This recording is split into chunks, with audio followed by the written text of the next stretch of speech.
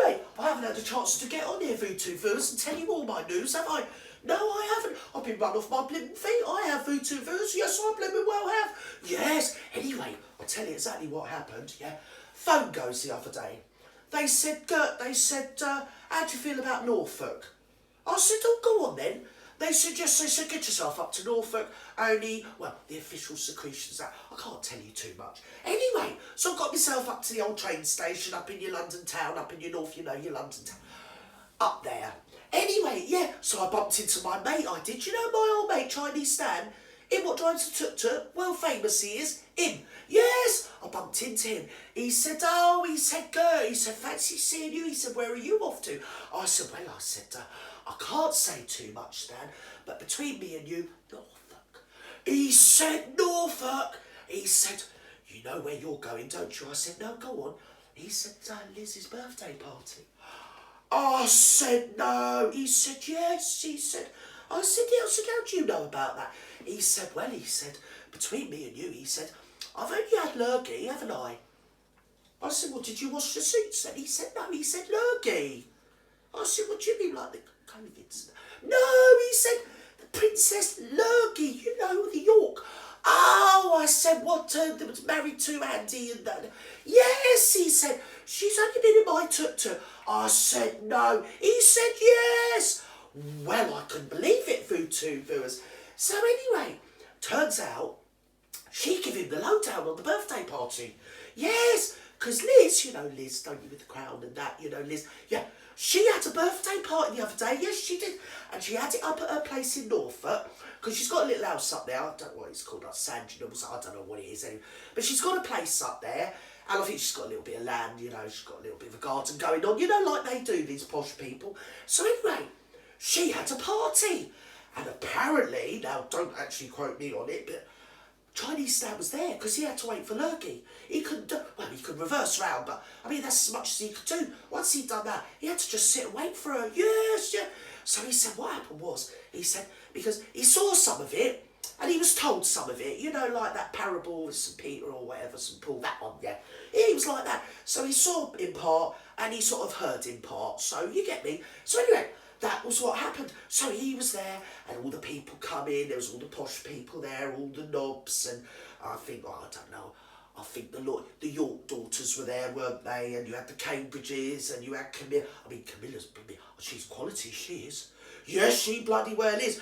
If Camilla turns up, you know there's something going to happen. You know what I mean? It's one of them. So Camilla's turned up, and Charles has turned up, and the Wessexes turned up with their children, and I mean that Angela, what's her name, that Angela Kelly, you know that Angela Kelly? Yes! That Angela Kelly, between me and you, his head's up, that Vootoo-Voos, don't say I said. But Angela Kelly is literally like Queen Elizabeth's Abdul Karim. Yeah, she is. Do you remember that Abdul Karim? Yes! That's who that Angela Kelly is. Yeah, she's that close, she's the Queen's confidant. Yes. And for a change, it does just mean confidant, it doesn't mean getting clothes off. In fact, in her case, it means put your clothes on, because she's the Queen's dresser.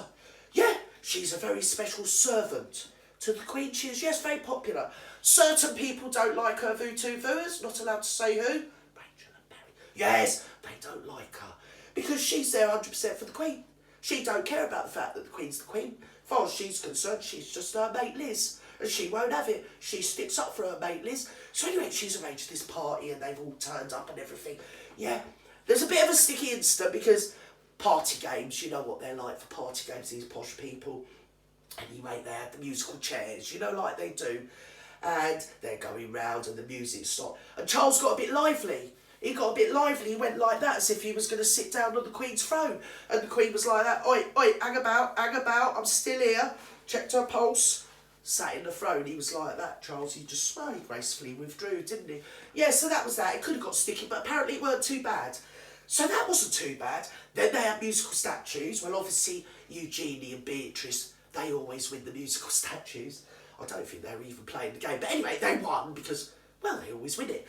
So, yeah, then the Queen said, she said, I want to play Pin the Tail on the Donkey.